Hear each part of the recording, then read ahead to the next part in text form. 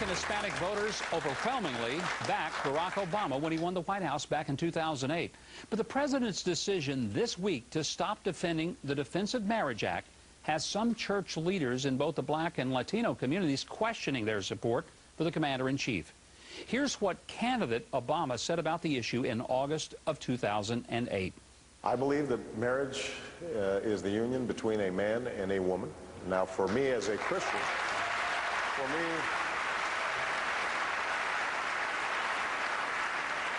for me as a Christian, it's also a sacred union. God's in the mix. Joining me now, Reverend Anthony Evans, who heads the National Black Church Initiative, and Reverend Sam Rodriguez, who is president of the National Hispanic Christian Leadership Conference. I welcome both of these gentlemen here. Let me just say that both Reverend Evans and Reverend Rodriguez represent a combined total of almost 32 million church members in some 68,000 churches across the country. That is an extraordinary number of people representing these churches. Reverend Evans, I want to ask you, because you were very vocal as soon as you heard that the president had reached out and grabbed this issue and decided that he was not going to defend the Defense of Marriage Act. Why are you disappointed in him, and how intensely are you disappointed? Well, Governor, as you know, we supported the president. We love the president. We love his family, and the Bible teaches us, of course, to pray for our leaders. But what offended us, the church, is the fact that he has such a beautiful family, and he continued to advocate breaking up that family by interjecting this sort of foreign object called gay marriage. And it just doesn't fit. And our congregations and our congregants believe that the president seems like he's struggling with this issue, but and we certainly want to help the president out here.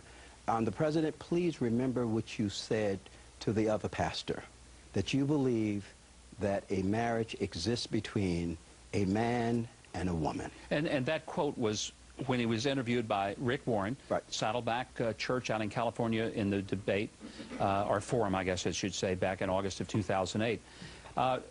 Sam, let me bring you into this. Hispanics also very strongly supported President Obama in his election bid in 2008. Do you see, as a result of this decision this week, that there may be a shift? Absolutely. But let's not forget, the same Hispanic electorate that helped elect President Obama in 2008 simultaneously went to the polls in California and defended biblical and traditional marriage. There is great disappointment in the Hispanic American community. In 2004, 44% of Hispanics voted in favor of George W. Bush. One of the reasons why Hispanics were leaning more and more towards the Republican and conservative cause was because of social values such as the preservation of biblical marriage. When President Obama affirmed that value in 2008, and in light of some immigration reform issues, discrepancies that arose in the Republican Party towards Latinos, at the end of the day, Hispanics said, look, he really believes in what we believe. This change may actually work out well for us.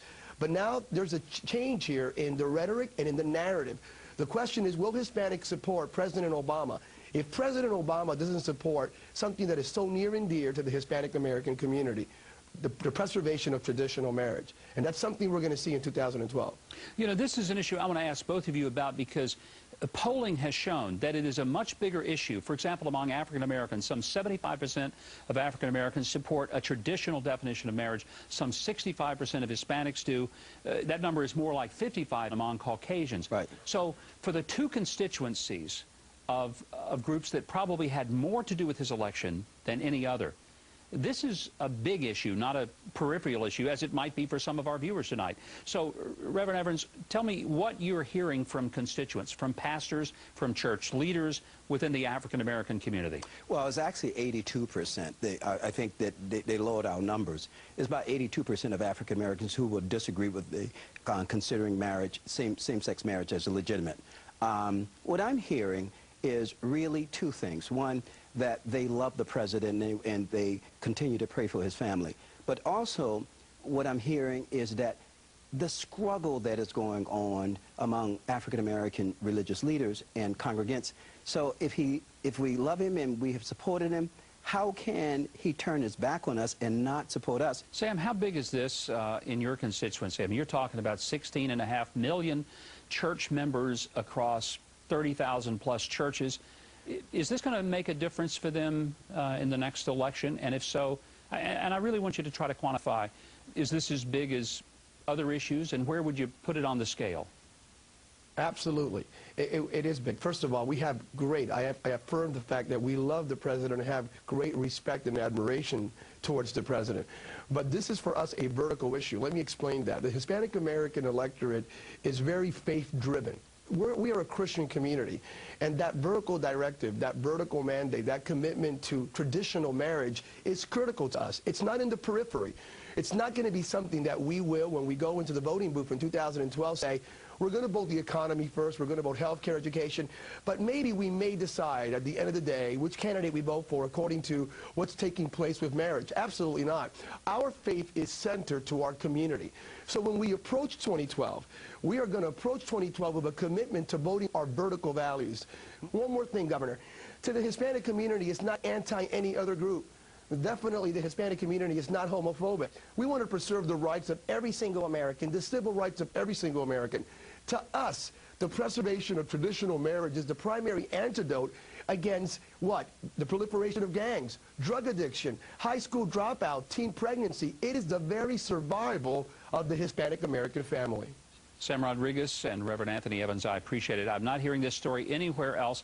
I think it is a huge story, a very important earthquake, if you will, within the political realities of the current climate. I want to thank both of you for being here. I appreciate it very much.